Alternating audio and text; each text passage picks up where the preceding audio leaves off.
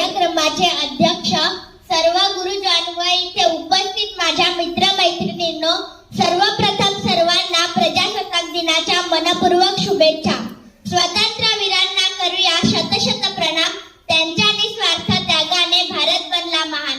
अनेक थोर नेत्यांच्या वीरांच्या बलिदानामुळे 15 ऑगस्ट 1947 रोजी आपला देश इंग्रजांच्या गुलामगिरीतून स्वतंत्र झाला।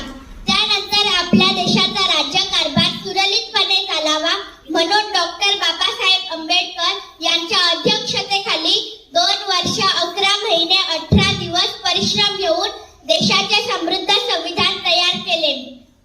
म्हणून आपण दरवर्षी हा सण प्रजासत्ताक दिन म्हणून साजरा करतो। संविधानामुळे प्रत्येक भारतीयास समान हक्क व अधिकार मिळालेले आहेत। भारतीय संविधान हे जगातील सर्वात